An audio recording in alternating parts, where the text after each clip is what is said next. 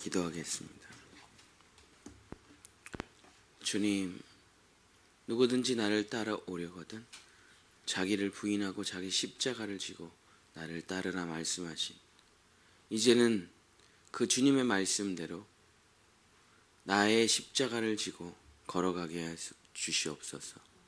그것은 무거운 짐이 아니고 그것은 그리스도인이 짊어져야 될 큰 율법이 아니라 그것은 우리가 짊어져야 될 고통과 아픔이 아니라 그것은 우리의 축복의 십자가요, 영광의 십자가입니다. 세상 사람들이 볼 때는 우리의 모습이 우스워 보일지 모르지만 그 십자가는 나를 생명길로 인도하는 십자가임을 기억하고 내 평생 주님이 나에게 맡겨주신 그 십자가를 짊어지고 온전히 이 길을 잘 달려갈 수 있도록 도와주시옵소서. 예수님의 이름으로 간절히 기도드렸습니다. 아멘. 오늘서부터 내일까지 야고보서 하나님의 말씀을 전합니다. 오늘은 완전하고 성숙한 그리스도인의 비결이라는 제목으로 하나님의 말씀을 전하고자 합니다. 야고보는 예수님의 친동생입니다. 어머니 마리아와 아버지 요셉 사이에서 예수님의 동생으로 태어난 아들이 이제 야고보죠. 문헌적 기록에 보면은 야고보는 일평생 예수님을 믿은 적이 없습니다. 왜냐하면 자기 형이잖아요. 자기 친형이에요. 30살 때까지 형은 그냥 동네 바보 형이었어요. 글씨도 모르고 학교를 다닌 적도 없고 그냥 아버지 따라서 우리가 이제 지금은 목수가 일당이 대단하죠, 그죠? 그러니까 목수라는 직업이 이렇게 괜찮은 직업 아니야? 뭐 이런 생각이 들 수도 있는데 그 당시에 예수님의 직업은 목수가 아니에요. 그냥 일용 노동직입니다. 아무것도 할 게 없어가지고 그냥 매일 그냥 일품을 받는 그런 그냥 일용 노동자예요. 진짜 무슨 목수가 아니에요. 그런 형인데 글도 모르고 그 당시에 30살인데 결혼을 안 했다. 그 당시에 30살이면 지금 나이로 60이라고 생각을 해야 됩니다. 60. 뭐 40, 50에 다 죽었으니까 지금 60세 정도인데 결혼도 못하고 직업도 없고 엄마 아빠 밑에서 얻어먹고 사는 글도 모르는 바보 형이 바로 예수예요. 근데 그 형을 어떻게 메시아로 믿습니까? 그 형을 어떻게 그리스도를 믿어요? 구약의 모든 예언을 성취할 거라고 어떻게 믿겠어요? 야고보가 친동생인데 어찌 보면 자기보다도 못한데 그러니까 일평생 야고보는 예수님을 믿어본 적이 없어요. 그냥 동네 바보 형이고 늘 집에 짐이에요. 형은 결혼도 못하고 그 당시 결혼을 못한다는 거는 있을 수가 없는 일이거든요. 유대인 사회에서 10대 때 다 결혼을 하는데 그런 바보 형을 일평생 근데 형이 자꾸 자기를 메시아라고 얘기를 하는 거죠. 뭐 가나안 혼인잔치도 있고 엄마도 계속 얘기를 하고 아빠도 얘기를 하고 그러니까 들은 건 있어요. 그러나 야고보는 형을 메시아로 받아들일 수가 없습니다. 근데 언제 받아들이냐면 부활한 예수님을 만나고 나서 완전히 무너져요. 자기가 형을 잘못 생각했다는 거예요. 그 3년의 공생의 기간을 뒤에서 그냥 아무것도 안 하고 따라만 다닙니다. 그래서 이렇게 뭐 마테마가 누가 요한 사도행전을 보면 야고보가 뭘 했다는 기록이 거의 없어요. 그러니까 그냥 뒤에서 형이 진짜 약간 부끄러운 바보 형을 따라다니는데 3년 동안에 엄청난 일을 하면서 야고보가 저 형이 3년 동안에 엄청난 일을 하면서 마음이 왔다리 갔다리 하는 거예요. 진짠가? 아닌가? 막 병을 고쳐요. 죽은 나사로를 살려요. 우리 형 진짠가? 근데 또 가만히 보면 또 아닌 것 같고 형 어렸을 때 나랑 장난치고 떠들고 맨날 엄마한테 혼나고 이런 거 생각하면 아닌 것 같고 이렇게 생각하면 또 그런 것도 같고 그 3년의 공생의 기간 동안 야고보는 정말 지독한 고통을 겪은 거예요. 스스로. 우리 형이 정말 메시아가 맞나? 아닌가? 근데 이제 십자가에서 죽은 걸 보고 자기가 다 포기하고 형 아니잖아. 거봐 형 아니잖아. 저렇게 허무하게 죽는다는 게 말이 되나? 근데 부활한 예수님은 완전히 다르죠. 그러고선 야고보가 모든 걸 무너뜨리고 당신은 나의 형이자 당신은 구원자고 당신은 하나님이다. 이 고백을 하는 게 이제 야고보서죠.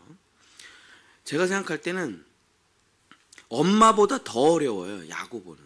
엄마는 그래도 내가 남편을 통해서 아기를 잉태한 게 아니라 그 천사의 계시를 통해, 가브리엘의 계시를 통해 내가 남자를 알지 못하는데 잉태를 해서 자식을 낳았고, 여러 가지 물을 포도주는 가나안 사건도 있었고, 뭐 여러 가지 사건이 있어서 늘 마음속에 내 아들은 나중에 큰 일을 하리라, 이런 믿음이 있었겠지만 동생들은 진짜 힘들죠. 그래서 다른 동생들 기록은 없어요. 어디서 뭐 하는지. 근데 야고보만 완전히 거듭나서 이제 나중에 교회 지도자가 됩니다. 자, 이 야고보의 인생이라는 건 뭐냐면, 제일 힘들었던 게 뭐냐면 형이 정말 진짠가 아닌가를 일평생을 고민해 왔기 때문에 다른 제자들하고는 책이 완전히 내용이 다릅니다.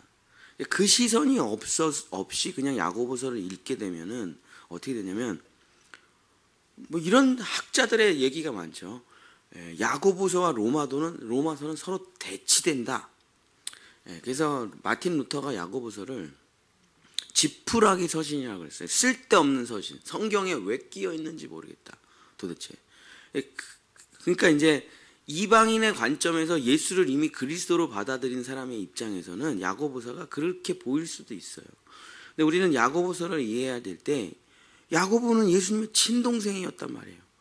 그러니까 일평생 얼마나 힘들었겠습니까? 다른 게 힘든 게 아니라 우리 형이 예수라니, 우리 형이 메시아라니, 우리 형이 구원자라니. 그래서 그 배경을 가지고 우리가 야고보서를 읽으면 야고보서가 무슨 말인지 그때 읽히죠. 이게 절대 지푸라기 서신이 아니에요. 쓸데없는 서신이 아니에요. 예수님이 이것을 하나님께서 이것을 정경으로 만드신, 자기의 동생의 기록을 정경으로 만드신 이유가 있으시겠죠. 그래서 야고보서를 읽을 때 그 야고보서의 주된 내용은 뭐냐면 이런 겁니다. 시험과 고난에 대한 놀라운 관점이 담겨져 있어요. 자, 우리 야고보서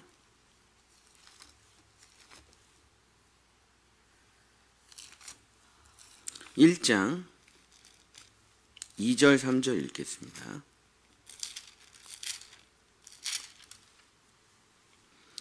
내 형제들아, 너희가 여러 가지 시험을 당하거든 온전히 기쁘게 여기라. 이는 너희 믿음의 시련이 인내를 만들어내는 줄을 너희가 알미라. 그래서 야고보서는 첫 번째 딱 서신서를 쓰자마자 무슨 얘기를 쓰냐면 믿음의 시련이라는 것에 대해서 쓴다. 왜냐? 자기가 그 일을 너무 많이 당해왔거든. 우리 형이 진짜인가 가짜인가, 이걸 너무 많이 고민을 해봤기 때문에 믿음의 시련. 그래서 너희가 믿음의 시련을 당하는 것을 기쁘게 여겨라. 그 믿음의 시련이라는 게 쓸모없는 일이 아니다라고 이제 편지를 쓰기 시작합니다. 믿음의 길이란, 우리가 이제 딱 거듭나서 하나님의 나라가 열리고 믿음의 사람이 됐다. 근데 그 믿음이 작은 믿음도 있고 큰 믿음도 있고 완전한 믿음도 있고 성경에 여러 가지 믿음이 납니다. 그러니까 믿음은 자라고 성장해야 돼요. 근데 그걸 뭘 통해서 자라고 성장하냐면 시련을 통해서, 시험을 통해서 그 믿음이 자라고 성장합니다. 자, 이게 어느 날 갑자기 이렇게 된 게 아니죠, 그죠? 처음엔 씨앗의 형태로 있었을 겁니다. 근데 땅에 떨어져서 죽어야 돼요. 그래서 한 알의 밀알이 돼가지고 새싹이라는 완전한 트랜스포머를 거쳐서 거듭나게 됩니다. 그 새싹으로 나오는데 너무 연약해요. 그래서 정말 꾹 누르면 죽죠. 근데 그가 아주 초록색 그 여린 잎이 탁 나옵니다. 그러나 햇빛과 물과 바람과 여러 가지 땅의 양분을 통해서 그걸 견디고 이겨내면서 계속 자라서 이렇게 포인세티아처럼 성탄절의 아름다운 꽃으로 자라나게 되죠. 이 씨앗이 여기까지 자라오는 과정을 야고보가 뭐라고 하냐면 믿음의 시련이라고 부르는 겁니다. 이 과정이 없이 자랄 수가 없다는 거예요. 믿음의 시련. 자, 믿음의 시련이라는 게 뭡니까? 믿어졌다 안 믿어졌다, 믿어졌다 안 믿어졌다를 계속 반복하는 거예요. 자, 야고보서 1장 6절서부터 8절에 믿음의 시련이 뭔지가 나와 있습니다. 오직 믿음으로 구하고 조금도 의심하지 말라. 근데 이게 의심이 안 듭니까? 의심이 뭐 엄청 들죠. 의심하는 자는 마치 바람에 밀려 요동하는 바다 물결 같으니 이런 사람은 무엇이든지 주께 얻기를 생각하지 말라. 두 마음을 품어 모든 일에 정함이 없는 자로다. 그러니까 믿음의 시련이라는 건 뭐냐면 내 마음에 두 마음이 계속 물결을 친다는 게 끊임없이 파도처럼 믿을까 말까, 진짠가 아닌가, 되나 안 되나, 언제까지 계속해야 되나, 이거를 계속해야 될까 말아야 될까, 이걸 계속 한다는 거예요. 여러분 당연하죠. 자, 우리가 새벽기도 나와서 어떤 문제를 가지고 기도를 합니다. 근데 어느 날 주님이 탁 말씀을 주셔요. 할렐루야, 그렇구나, 이렇게 되는구나, 아멘 아멘 하면서 성경 구절을 적어놓죠. 내일 됩니까? 안 되죠. 내년엔 돼요? 안 돼요. 2년 있다 됩니까? 안 돼요. 그 시간 동안 내 마음속에 분명히 말씀을 받았는데, 확실한데 왜 안 되지? 왜 안 되지? 그걸 뭐라 그래요? 믿음의 시련. 그러면 잘못 받았나? 내 생각인가? 착각인가? 다시 생각해봐요. 그때 그 순간을. 아닌데, 분명히 나 받았는데 말씀. 분명히 확실한데 왜 안 되지? 이게 뭐예요? 두 마음의 시련이죠. 예배드리고 기도하면 믿어지고, 세상에 나오면 하나도 안 믿어지고, 성경 읽고 묵상하면 믿어지고, 그냥 또 가만히 있으면 안 믿어지고, 두 마음이 끊임없이 요동치는 것이 바로 믿음의 시련입니다. 믿어야 되는데 믿어지지 않는 시간, 믿어졌다 안 믿어졌다 하는 시간, 확실히 믿었는데 현실에서 그 일이 일어나지 않는 것을 보고 견뎌나가는 그 고통의 시간, 진짜 될 줄 알았는데 안 되는 거예요. 그래서 다 무너지는 시간, 모든 것을 포기하고 잊어버렸던 시간, 하나님의 약속이 도대체 언제 있었는지조차도 사라져버려. 그런 시간, 내가 믿음이라는 게 있었나조차 기억이 안 나는 그 시간, 이 철저한 무너짐과 포기의 시간을 믿음의 시련이라고 하는 것이죠. 하나님은 이 시간을 반드시 가져가십니다. 그래서 제가 늘 말하는 거 있죠. 우리 성도들에게. 하나님은 시간을 쓰신다. 하나님은 시간을 쓰신다. 그래서 제가 성경 묵상을 하는 유일한 비결이 뭡니까? 자, 성경을 읽어요. 근데 무슨 말인지 잘 이해가 안 가. 모르겠네. 무슨 말이야? 그리고 지나가면 평생 몰라요. 그 말을. 자, 성경을 읽었어요. 묵상을 했어요. 근데 이 말이 이해가 안 가, 잘. 알 것도 같고 모를 것도 같고. 자, 그러면 하가를 시작하는 겁니다. 하가는 뭐냐면 묵상인데, 마치 강아지가 자기 뼈다구를 물고 있는 것 같이, 사자가 자기가 잡은 동물의 목을 딱 조이는 것 같이 물고 있는 거를 하가, 묵상이라 그래요. 그 말씀을 이해되지 않는 말씀을 딱 붙잡습니다. 자, 그럼 하나님이 즉시 안 풀어줘요. 거기서부터 이제 싸움, 믿음의 시련이라는 게 시작돼요. 무슨 말이지?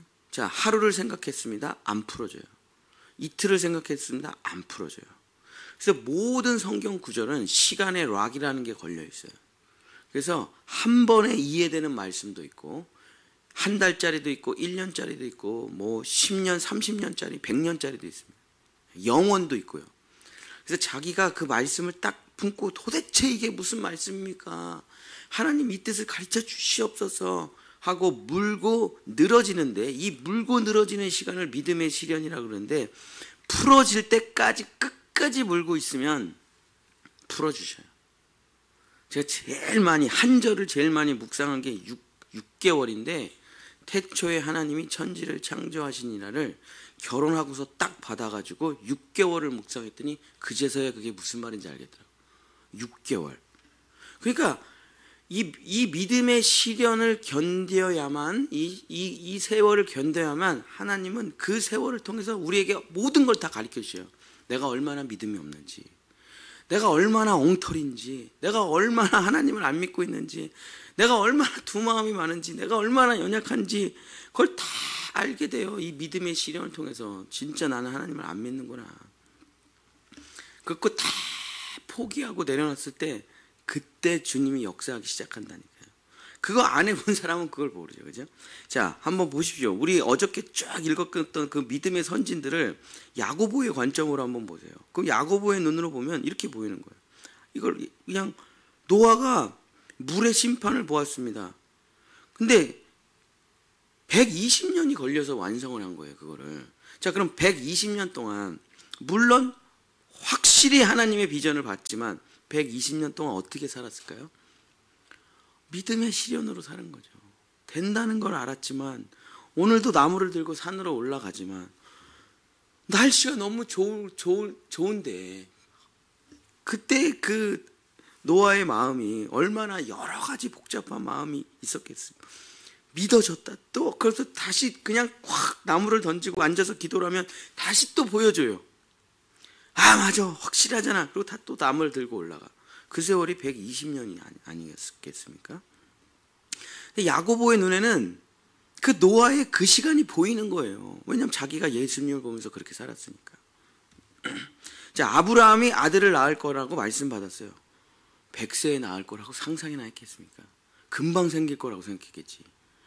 그냥 안 생겨가지고 자기 여종이랑 애를 만들고 뭐 별 난리를 다치잖아요.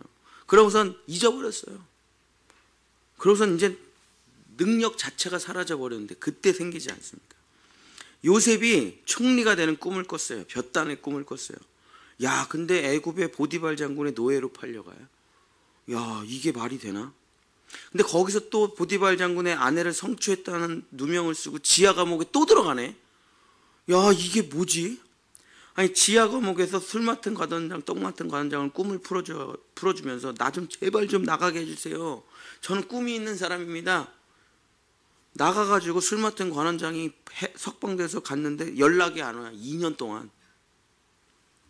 아니, 그 시간을 어떻게 버텨내냐고요. 그걸 믿음의 시련이라고 하는 거예요. 하나님은 이 시간을 반드시 가져갑니다. 왜요?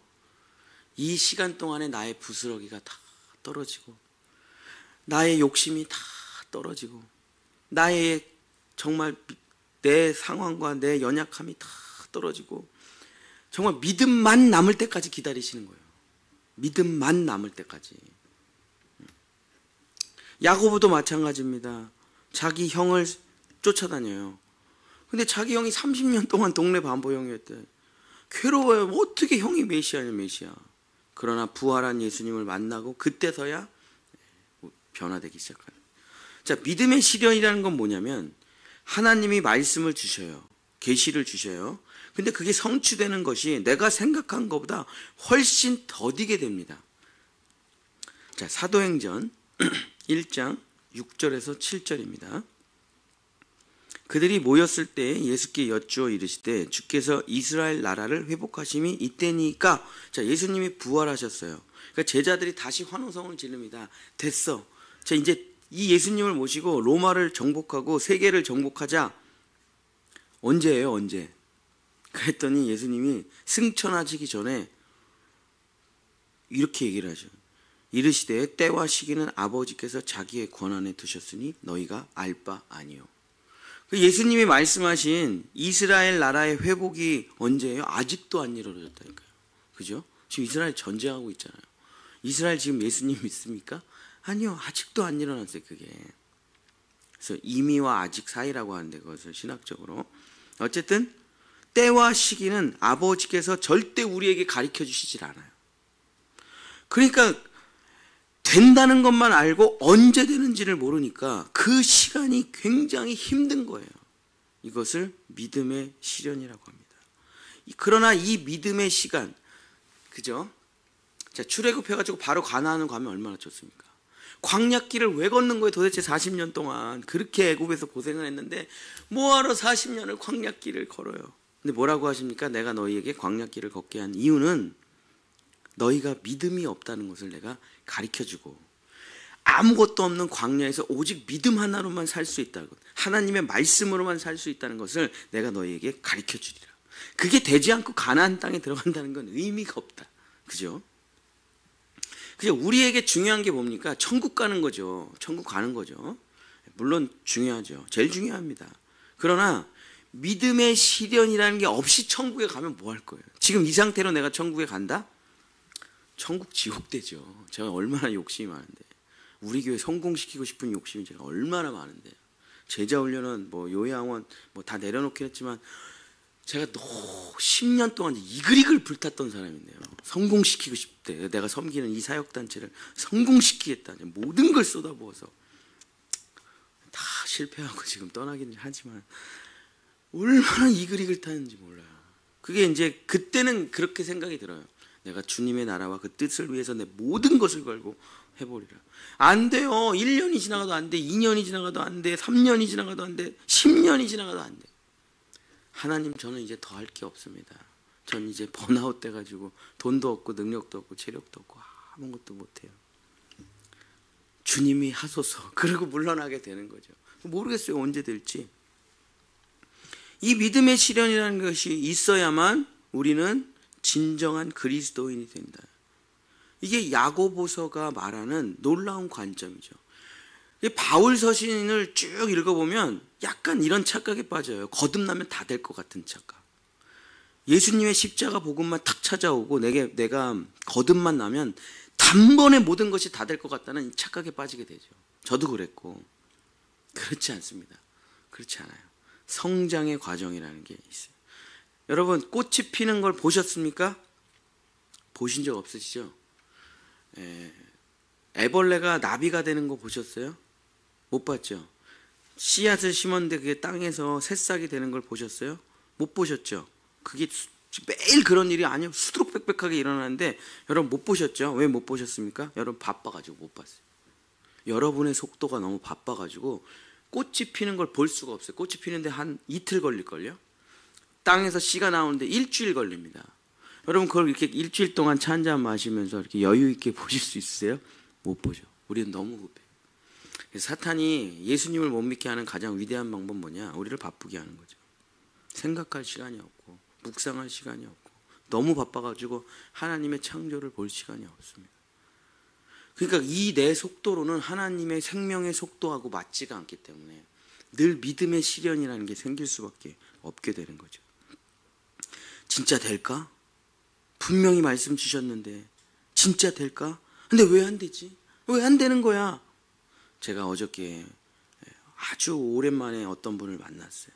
그분이 전화가 왔어요. 한 5, 6년 전에 제가 처음 지하 개척교회를 했을 때 어떤 분이 이분을 소개시켜 주셨어요. 너무 어려운 일이 많은 분이니까 목사님이 만나가지고 상담을 해보래. 그래서 이분을 만났어요. 야, 세상에 이렇게 고통이 많은 분이 없어요. 우리가 생각하는 그 모든 끔찍한 일이 이분에게 다 있어요. 부모님 문제, 자녀 문제. 일반적인 문제가 아니라 둘 다 엄청난 질병을 가지고 있는 도대체 감당할 수 없는 분이에요. 그래서 앉아가지고 커피를 한 잔 먹는데 커피를 한 잔 먹는 동안 그 티슈가 있잖아요. 티슈를 눈물이 흘러가지고 티슈로 그걸 닦는데 얘기 끝나고 나가려고 그랬더니 티슈가 진짜 여기 가득 있더라고. 너무 많이 울어가지고. 그거를 몇 번을 했는지 말이에요. 그분을 만나가지고 얘기 듣고 기도하고. 그래서 제가 그분이랑 같이 3, 4년을 매일 기도를 했습니다. 수요일 날 저녁에 매일 그 집에 가서 예배드리고 그 아이를 안수기도 하고 아무 일도 일어나지 않고 점점 더 악화돼. 그래서 제가 어느 날 이런 얘기를 했다니까요. 그분한테 죄송해요. 제가 목회자의 길을 걸어가지만 내 능력으로는 이게 안 되나 봐요. 죄송합니다. 더 이상은 제가 해드릴 게 없어요. 더 된다고 말하는 것도 제가 죄송하고 매일 기도하는 내 모습도 너무 부끄럽고 죄송해요. 저는 이제 그만하겠습니다. 기도할게요. 그래서 연락이 안 되고 2년이 지나고 어저께 전화가 왔어요. 그래서 그 2년 동안 무슨 일이 일어났는지를 얘기를 해서 내가 너무 기뻐가지고 만나십시다 그래서 만났는데 인생이 이렇게 됐더라고요. 그래서 요즘 어떻게 지내세요? 목사님만 저한 인생을 아시죠? 압니다. 눈물의 인생, 티슈의 눈물 아시잖아요. 그랬더니 지금 모든 사람이 자기한테 이렇게 말을 한대. 넌 참 팔자가 좋다. 남편 돈 잘 벌고 좋은 집 사고 애들 다 잘 커가지고 성공했고 넌 참 좋겠다. 이런 얘기를 너무 들어가지고 자기가 기가 막혀가지고 말이 안 나온대. 그렇고 저도 이제 2년 만에 처음 듣는 얘기니까 도대체 어떻게 그런 일이 일어났어요. 근데 그때 저희가 둘이 처음에 기도를 할 때 받았던 말씀이 뭐냐면 마태복음 7장 9절서부터 11절이에요. 제가 이 말씀 받은 걸 잊지를 못해요. 그래서 제가 맨날 이 말씀을 가지고 기도를 했는데, 너희 중에 누가 아들이 떡을 달라 하는데 돌을 주며 생선을 달라 하는데 뱀을 줄 사람이 있겠느냐? 너희가 악한 자라도 좋은 것으로 자식에게 줄 알거든. 하물며 하늘에 계신 너희 아버지께서 구하는 자에게 좋은 것으로 주시지 않겠느냐? 제가 맨날 좋은 것으로 주십니다, 좋은 것으로 주실 줄 믿습니다, 이렇게 기도를 했다니까요. 3년을. 안 됐어요. 그분도 떠났고 나도 잊어버렸고, 그러고서 2년 만에 만나가지고 상상할 수도 없는 일이 벌어졌더라고요. 그래서 내가 이런 일이 벌어질지 아셨어요? 자기 생각도 못했대. 상상도 못했대. 그래서 사람들이 나보고 팔자 좋다 그러는데 자기 억울하대. 그래서 내가, 목사님은 아시죠? 내가 얼마나 울었는지. 알지요. 그래서 마지막으로 안수기도 하고, 다음에 또 좋은 일 있으면 또 만나주자고 하고서 왔는데, 참 대충 한 5, 6년을 믿음의 시련을 이제 보냈지만 어떻게 됐습니까? 말씀이 이루어졌죠. 그래서 제가 기분이 어떠세요? 이렇게 제가 이런 얘기도 했어요. 그냥 당신이 겪은 일이 너무 대단하니까 책으로 써라. 그분이 이제 글을 잘 쓰시는 분이, 그림도 잘 그려요. 책 하나 내라 그랬더니 그분이 낼 수가 없대. 왜냐하면 내가 한 게 아무것도 없어가지고 쓸 말이 없대. 아니 그래도 써야지, 당신과 같은 어려움을 겪고 있는 사람한테 당신의 글이 도움이 되지 않겠느냐 그랬더니, 하나님의 은혜 이거 말고는 쓸 게 없대. 근데 이걸 써가지고 어떻게 책을 내니? 그럼 그림이라도 한 장 그리라고 그래요. 그렇죠? 하나님의 은혜, 이렇게 끝나는 거예요. 이게 뭡니까? 믿음의 시련. 이것을 견디면 어떻게 됩니까? 자, 야고보서 1장 12절 읽고 마치도록 하겠습니다. 야고보서 1장 12절. 시험을 참는 자는 복이 있나니 이는 시련을 견디어낸 자가 주께서 자기를 사랑하는 자들에게 약속하신 생명의 면류관을 얻을 것이기 때문이라. 사랑하는 본향의 성도 여러분, 하나님의 말씀이, 오늘 새벽에 기도하면 또 하나님의 말씀을 받을 수도 있어요. 그게 오늘 밤에 성취되면 얼마나 좋겠습니까? 오늘 밤에 성취가 되면 얼마나 좋겠어요. 네. 그러나 믿음의 시련이라는 과정을 통해서 완성됩니다. 우리가 아기를 낳는데 그 애가 갑자기 성인이 돼서 결혼을 한다고 한다면 그게 더 이상하지 않을까요? 우리가 씨앗을 심어가지고 이렇게 아름다운 꽃이 되기까지 과정이 없다면 그게 더 이상하지 않을까요? 우리는 거듭나면 영적으로 태어난 것입니다. 응애하고 태어난 거예요. 그리스도의 장성한 분량에 자랄 때까지 그 모든 과정을 믿음의 시련이라고 합니다. 여러분, 기도하면서 받은 하나님의 말씀과 응답들 100% 다 성취될 거예요. 그러나 언제 성취되기 시작할 겁니까? 도대체 언제 되는 거야? 도대체 언제 되는 거야? 도대체 지겨워서 견딜 수가 없고 이젠 못하겠다. 그때 하나님이 역사하시기 시작하실 것입니다. 나의 포기가 하나님의 시작인 것입니다. 우리 본향의 성도 여러분, 제가 청년 집회 가면 맨날 하는 말이 있어요. 죽지만 마라. 다 된다. 다 지나간다. 아무리 힘들고 아무리 어렵고 아무리 죽고 싶고 아무리 포기하고 싶어도 지나보면 아무것도 아니야. 지나가는 거야. 죽지만 않으면 네가 원하는 게 다 된다. 이게 제가 청년들한테 하는 말인데, 제 인생이 그랬고, 우리 본향의 성도 여러분, 주님의 품에 안길 때까지 믿음 잃지 마시고 시험을 참고 이겨내 정말 하나님의 영원한 반석 위에 서시는 여러분 되시기를 간절히 축복합니다. 기도하겠습니다. 주님, 이 믿음의 시련을 잘 이겨내게 주여 도와주시옵소서. 내 욕심을 내려놓고 내 힘과 내 수고를 다 내려놓고 주님이 일하심을 기다리며 주님의 역사하심의 증인이 되어 하나님이 완성하실 그날을 꿈꾸며, 혹시 내가 내 때에 보지 못하더라도 내 자녀 때에도 일어날 수 있고, 아니면 그 100년 후에 1000년 후에 일어날 하나님의 약속들도 있습니다. 너무 급하게 서두르지 않으며 주님의 약속을 믿고 흔들리지 않는 반석 위에 서 나가는, 그래서 모든 하나님의 약속이 성취되는 것을 믿음으로 보는 우리 본향의 성도들 될 수 있도록 역사하시고, 특별히 우리 다음 세대들 믿음의 굳건한 반석 위에 설 수 있도록 축복하여 주시옵소서.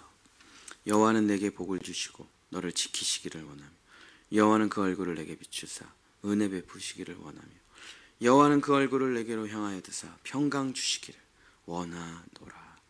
아멘.